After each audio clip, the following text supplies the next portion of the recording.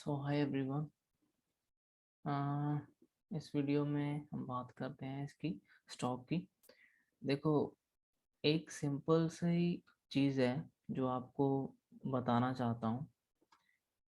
ये देखो, अगर ये चीज़ मान लो यहाँ से ऊपर जा रहा है प्राइस, है ना, जब मतलब ऊपर की तरफ आ रही है, तो क्या आप यहाँ पे एंटर करके यहाँ एग्जिट नहीं कर सकते? यहाँ पे एंटर करके यहाँ एग्जिट नहीं कर सकते? ठीक है, या यहाँ पे कहीं एंटर करके यहाँ एग्जिट नहीं कर सकते? कर सकते हैं ना। तो इतने इससे पैसे, इतने मूव से हम बना सकते हैं बहुत से पैसे। ठीक है, लेकिन बात यह है कि हम करना नहीं चाहते, या तो फिर बस ऐसे ही। अब देखो, मैं आपको अब सिंपल सी अब की बात बताता हूँ।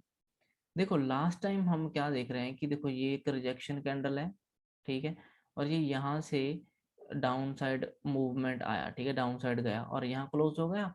नेक्स्ट डे फिर यहाँ ओपन होकर फिर डाउन साइड आ गया और फिर यहाँ कहीं जाकर यहाँ कहीं क्लोज हो गया। ठीक है, फिर मतलब साइडवेज रहा इसके बाद इतने एरिया में, और फिर यहाँ से फिर ऊपर तो गया इतनी अच्छी कैंडल्स बनाकर, लेकिन यहाँ तक गया फिर नीचे आ गया। अब यहाँ से जो नीचे आया है, आपको नहीं लगता कि ये इसी लेवल से आया है नीचे? इसी लेवल से मतलब रिजेक्शन लिया इसने यहाँ पर, कल मतलब लास्ट डे, इस दिन, है ना। तो यहाँ से ऊपर गया था एकदम से और यहीं से रिजेक्शन लेकर नीचे आया। ठीक है, उसके बाद यहाँ क्लोज हो गया। आज ये फिर से ऊपर खुला। ठीक है, यहाँ पे खुला और फिर से ऊपर से रेड कैंडल रिजेक्शन की और फिर नीचे आ गया। तो आपको क्या नहीं लगता कि यहाँ पे ये एम पैटर्न बना है ऐसे करके इस लेवल पर? देखो, सिंपल सी बात है। जब मुझे पता है ना कि ये यहाँ से इसने रिजेक्शन लिया है, ठीक है, इस दिन एक रेड कैंडल है, उसके बाद डाउन मूव, ठीक है ना। और आज भी देखो इतनी अच्छी रेड कैंडल बनी रिजेक्शन वाली, तो इसके नीचे हम एंटर कर सकते थे, इसके ऊपर का स्टॉप लॉस रख सकते थे, और ये हम इसके इतने मूव को हम कैप्चर कर सकते थे। ठीक है, और दूसरी बात, अगर यही नहीं पता तो आप आज की ये ऐसे करके एक पैटर्न बन रहा था, इसको ट्रायंगल पैटर्न बोलते हैं, इसके अंदर मूव किया, नीचे को ब्रेकआउट किया, यहाँ कहीं एंटर कर सकते थे। ठीक है, इसने फिर नीचे गया, रीटेस्ट करने आया, फिर नीचे रीटेस्ट किसको किया? इसी रेंज को, जिस रेंज पे ये होल्ड कर रहा था। ठीक है, ऑलमोस्ट इसी रेंज को इसने होल्ड किया। देखो, इसी रेंज को एक बार फिर से ड्रॉ कर देता हूँ। देखो, इस रेंज को इसने होल्ड करके ब्रेकआउट दिया, फिर उसको रीटेस्ट करने आया, फिर नीचे की तरफ। ठीक है, लेकिन थोड़ा और मूव मैं एक्सपेक्ट कर रहा था कि और नीचे तक चला जा सकता है, लेकिन वो गया नहीं। हो सकता है कल को अब डायरेक्ट गैप डाउन खुल जाए। ठीक है, इस रेंज के कहीं नीचे, इस रेंज के नीचे कहीं खुल जाए और फिर नीचे जा सकता है, या फिर थोड़ा होल्ड करके फिर ऊपर की तरफ या नीचे की तरफ जा सकता है। तो देखो, ये सिंपल सा ट्रेड था इसमें भी। ठीक है, अगर मैं आपको इसमें छोटे टाइम में भी लेकर जाकर देखते हैं कुछ, देखो छोटे टाइम में भी देखोगे तो इस रेंज से ऊपर नहीं जा रहा था। ठीक है, इस लेवल से नीचे इसने क्लोजिंग करके नीचे नहीं गया था, फिर इसने होल्ड किया इस लेवल को। ठीक है, इसने यहाँ पे रेड कैंडल बनाई ये वाली, जो कि इसके नीचे जाने की कोशिश कर रही है। उसके बाद फिर ये नीचे की तरफ जाना शुरू किया और ये हम मूव पकड़ सकते थे, फिर रीटेस्ट किया, फिर कंटिन्यू। अभी ये जो मूव था ना,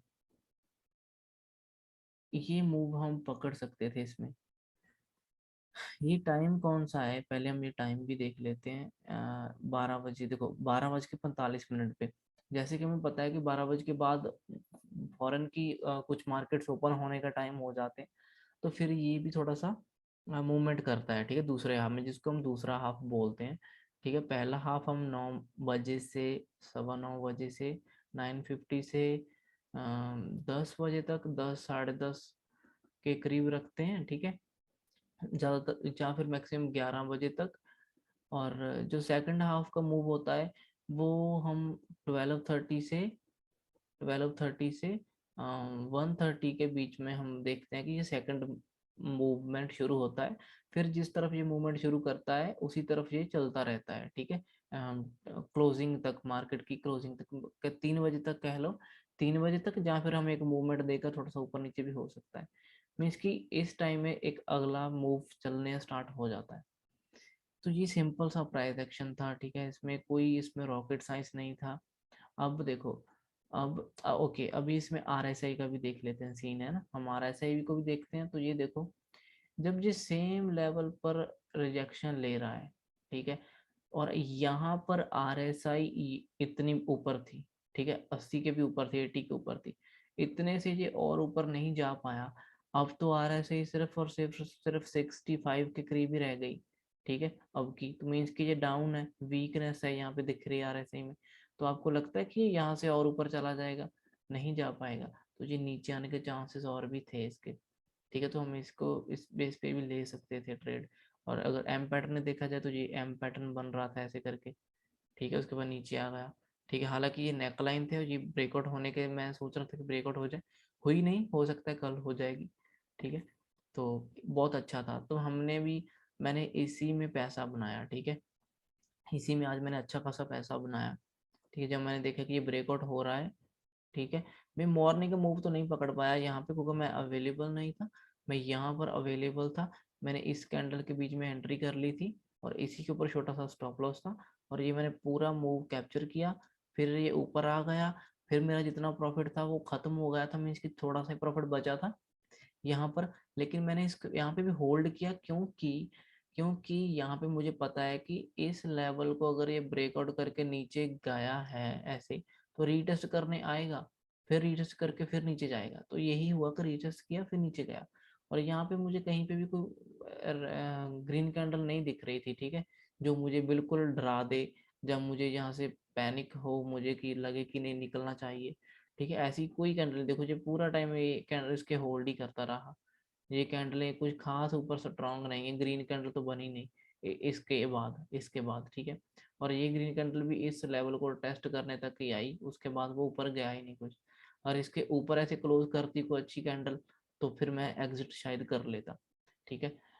तो बस ये सीन था, इतना इजी ट्रेड था।